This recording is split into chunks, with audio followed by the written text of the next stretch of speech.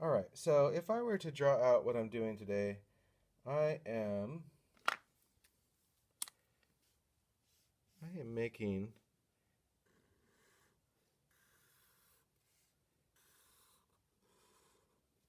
a box, okay, that's has 90-degree.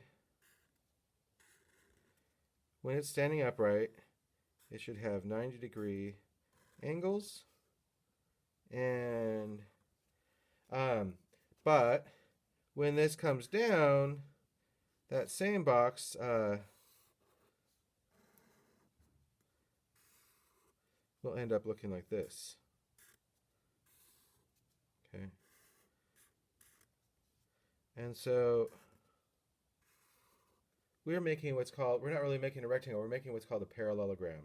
Because no matter which way we turn it, okay, if we bend it down, these sides are going to be parallel, okay, and these sides will be parallel, okay. So that's kind of where we're going today, and to do that, I am going to be having one, two, three, four sides plus the tabs to glue it to each other. Okay, so if I were to draw out what that looks like, okay, um, I always start by leaving a, this is going to be my tab. The tab is the piece of the paper that I'm going to set aside to glue the other piece of paper to. Okay, so I'm going to have tab,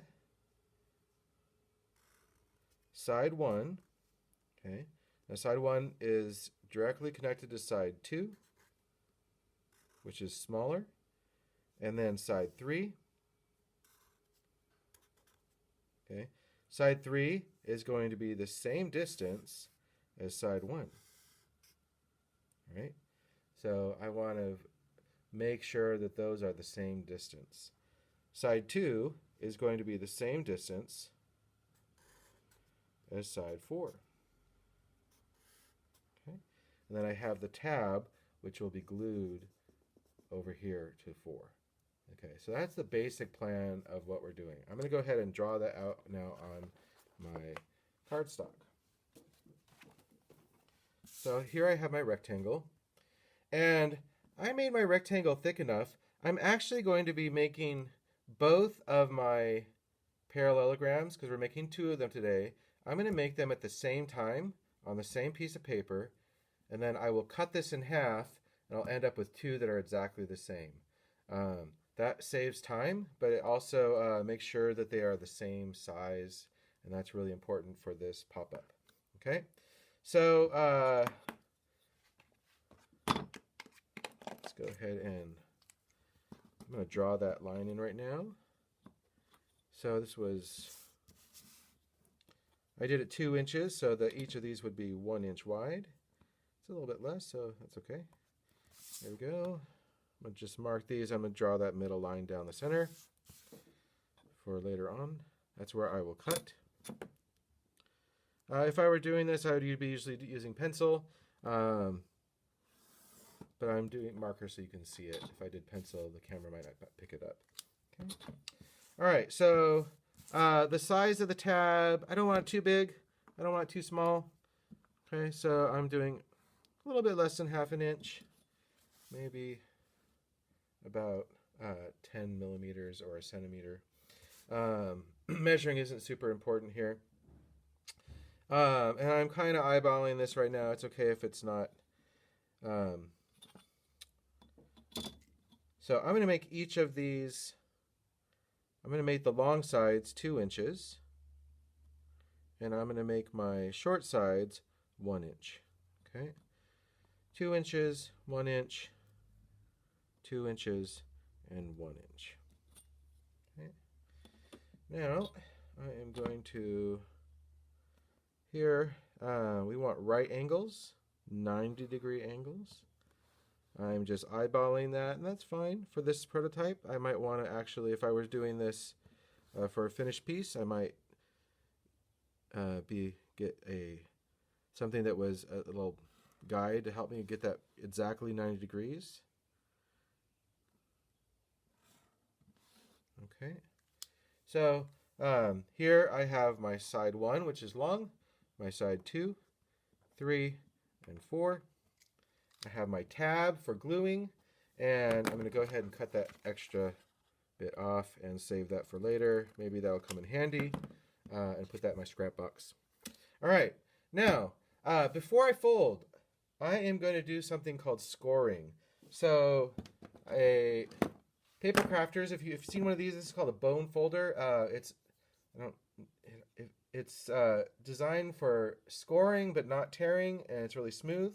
If you have one of those, great. If not, you can use a ballpoint pen, or even the soft, the kind of plastic tip of a pen. I'll go ahead and use that right now. I like this one. And what we're doing here is I'm going to draw that a line, and I want to make an indent. So kind of what I'm doing, like let's imagine this paper was like this, okay? And I'm gonna blow that up a little bit. Okay. Imagine this paper, and I was zooming in, and it was really thick. Okay. So imagine this is the side of the paper. And here's my rectangle. Okay. When I score with my bone folder, okay, using a ruler, okay, what I'm doing is I'm trying to make an indent. Okay. I'm making a little indent all the way across the paper, which is going to make this fold really easily and really cleanly, okay? Because it weakens this paper. This is another engineering principle here.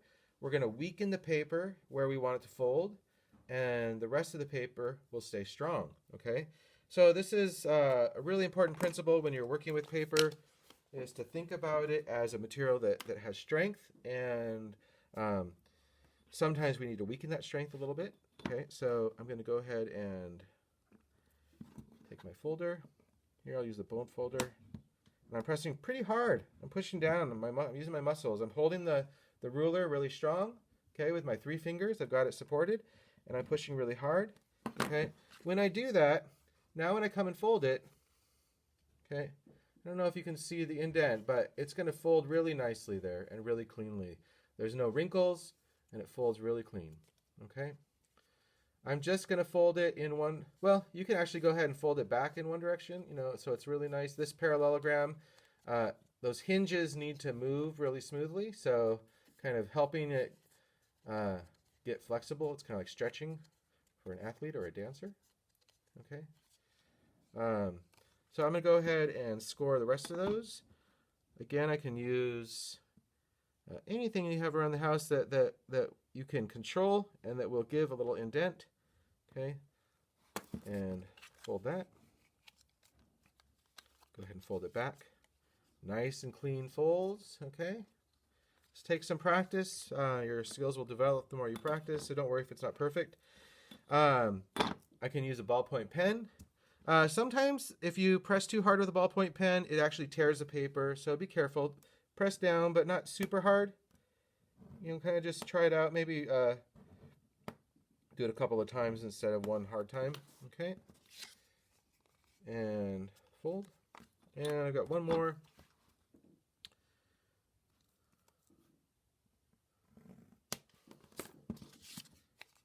Okay. Now, I've got all my things marked out and folded. Okay. I am now going to cut this in half, and I will have 2 pieces that are all set up and ready to go. Okay. All right. Now I've got my tab for gluing. What I'm going to do when I fold this up, that tab is going to go right there. It can go underneath or it can go on top. Either way, I'm going to put it underneath so I can make it nice and even. Okay. So I've got it kind of planned out where I'm going to put it. I'm going to put my glue on. You can use a glue stick or Elmer's glue, whatever you got. And I don't recommend tape. I really think glue is a better material. It's stronger, it's cleaner, it will help you. So highly suggest using glue to put this on here. Tape gets in the way.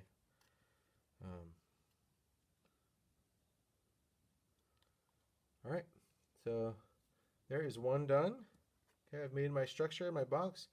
Testing the folding, it's a good idea to fold it flat whenever you're gluing. Now see, it doesn't want to fold flat that way. So I want to catch that. I want to go ahead and force it to fold flat so it can fold flat in both directions. Okay, put that on the table, kind of press it down. So it's always important when you're gluing to make sure it folds flat before you move on. Okay, this is the time to do it because you can kind of adjust it while it's drying. Once it's dry, it's too late. Okay, so there's one. And number two. So I like to put it down and then I use my finger. You could use something else, a brush, or, well, not a brush, but a piece of scrap paper or something. I like to spread it out and make sure it gets that whole surface and